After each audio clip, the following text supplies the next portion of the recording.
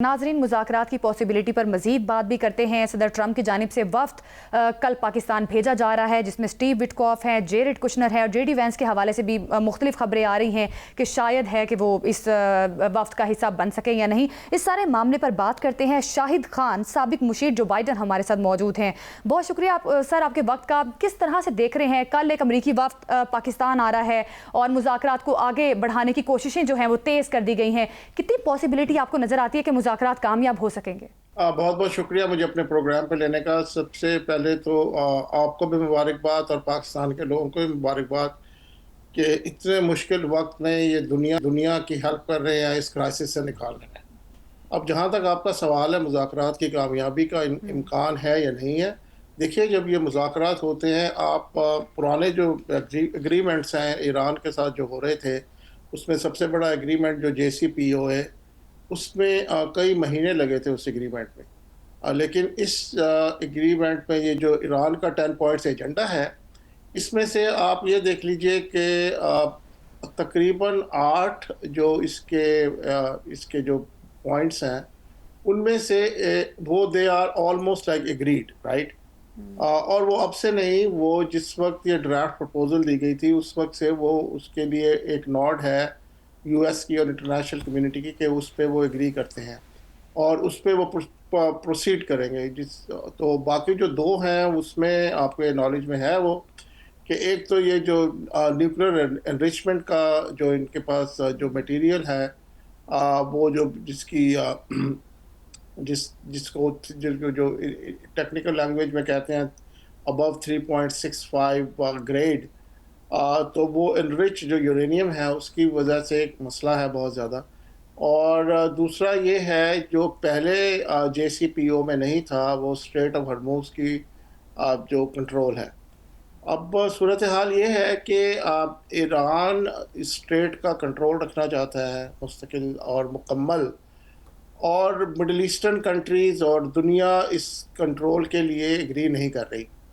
ये नहीं चाहते कि भाई ये कंट्रोल जो मुकम्मल ईरान का हो। और अब आपने जैसे देखा कि इस 20% energy move through straight of Hormuz, दुनिया एक क्रिपल हो गई है। और अगर आप अमेरिका की बात करें, हाँ साहब, ये फरमाइएगा कि प्रेसिडेंट ट्रंप की सरबराही में सिचुएशन रूम में जो इजलास हुआ, ये अंदर की कहानी बताएं। उस इजलास में field martial general Asim Munir साहब से भी टेलीफोनिक गुफ्तगू हुई है, तो उस अहम इजलास में क्या चीज़ें तय पाई हैं?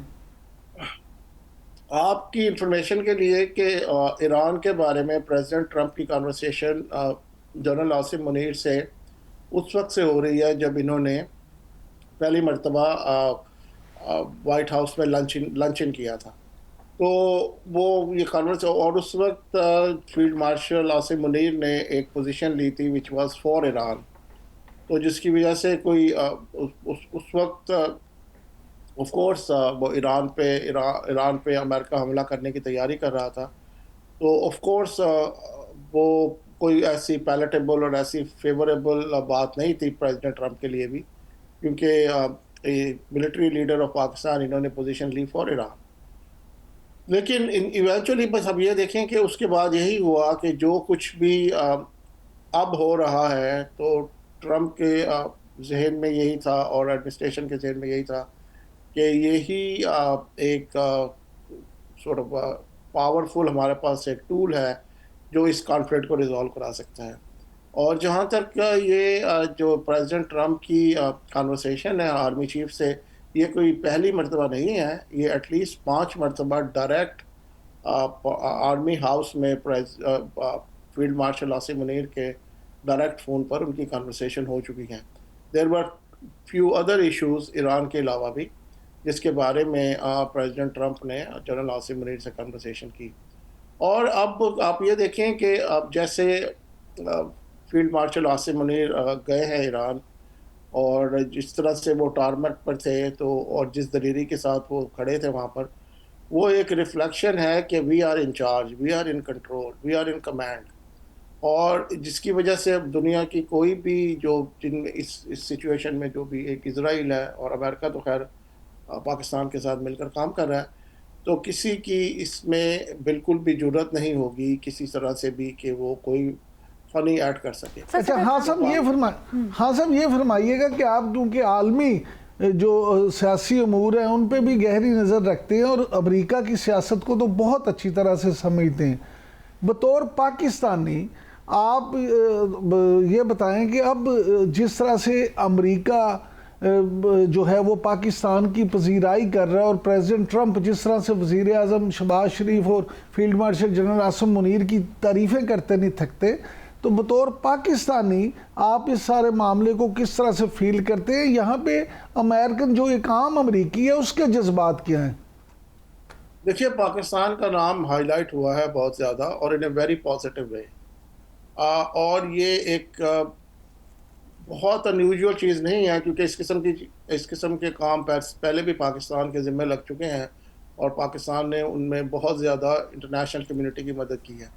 लेकिन इस मरतबा क्योंकि मीडिया कवरेज बहुत है, सोशल मीडिया पे आपको पता है बिलिट्स हैं, तो आम पब्लिक को भी इसका बहुत ज़्यादा नॉलेज है। और पाकिस्तानी अमेरिकन तो ज़ाहिर है they walk with their head high, with their chin high, तो उनके लिए तो ये बहुत बड़ा एक प्रेस्टिजियस चीज़ है। और जैसा कि आपके नॉलेज में है कि America is a country of hyphenated nationalities. यहाँ पर जो भी रहता है वो या पाकिस्तानी अमेरिकन है या इंडियन अमेरिकन है या आयरिश अमेरिकन है या ब्रिटिश अमेरिकन है या और अमेरिकन हैं, तो ये एक्सेप्टेड है या अमेरिका की सोसाइटी में। बिल्कुल शाहिद खान साहब, एक अवामी दबाव भी सदर ट्रंप पर है जिस वजह से वो चाहते हैं कि जल्द अज जल्द जंग ख़त्म हो जाए, और ऐसा लग रहा है कि जिस जल्दबाजी से उन्होंने जंग शुरू की थी उतनी ही जल्दबाजी है उनको कि जल्द अज जल्द जंग ख़त्म हो जाए। और कुछ हमें खबरें ये भी आ रही थी कि सदर ट्रंप ने खुद पाकिस्तान से दरख्वास्त की है कि ये जंग को ख़त्म करवाया जा सके। सर, पाकिस्तान का जो कलीदी और मौसर रोल हमने देखा है इस जंग के मामले में, उसको आपको क्या लगता है कि क्या कोई पाकिस्तान के साथ अमेरिका का कोई बड़ा मुआहदा होने वाला है? पाकिस्तान को इसके बदले क्या मिल सकता है? देखिए, इसमें तो जो भी स्ट्रैटेजी है वो तो पाकिस्तान की लीडरशिप को बनानी है।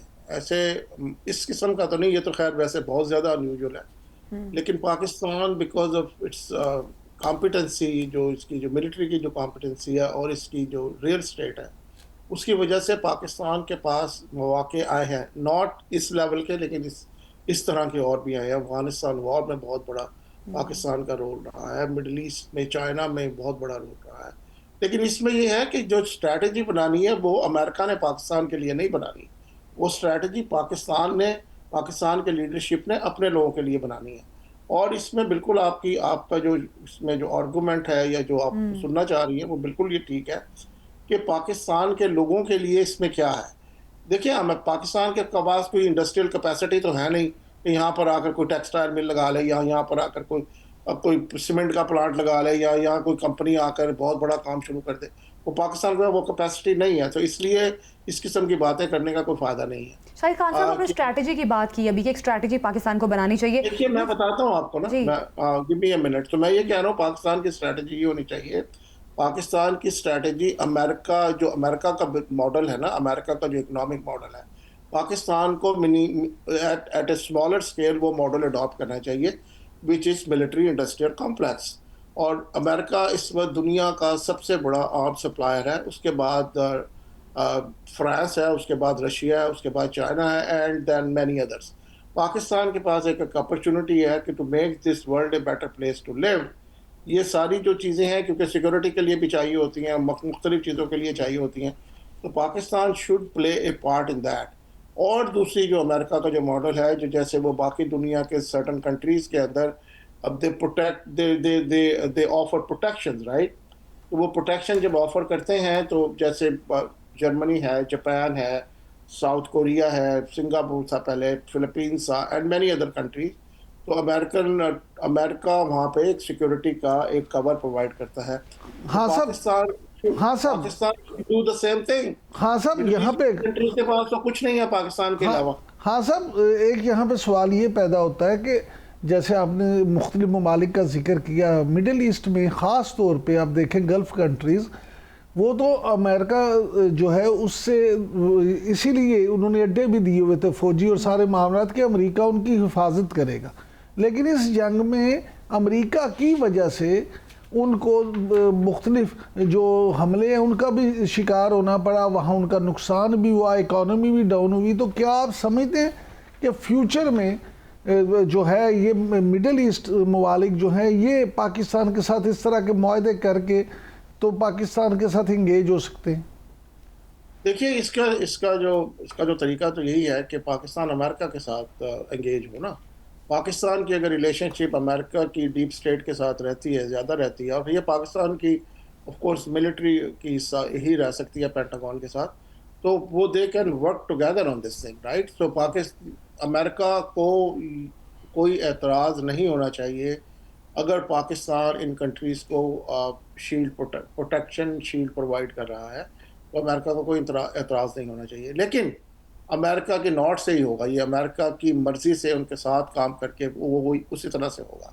अभी भी आप देखें कि पिछले दिनों में, नॉट टू लॉन्ग को, प्रॉब्ली ईयर अगो और सो, कि पाकिस्तान ने अमेरिका की रिक्वेस्ट पे $1 बिलियन के आर्म्स वो यूक्रेन को सप्लाई किए थे। तो पाकिस्तान के पास कैपेसिटी भी है और अब चाइना के साथ इनकी कोलैबोरेशन है, तो they can do amazing things in this business area. So I guess this should be the plan. बाकी अगर आप कहें कि सऊदी अरब यहाँ आकर रिफाइनरी लगाएगा, वो तो एक बिजनेस मॉडल है, जैसे कि एक आम बिजनेस कॉरपोरेशन करती है, तो वो तो पाकिस्तान में फीजिबल नहीं है। और पाकिस्तान में और भी बहुत चीज़ें इस तरह की, बिल्कुल ठीक है, हर मामले पर एक हिकमत अमली के जरिए वो कैसे होंगी।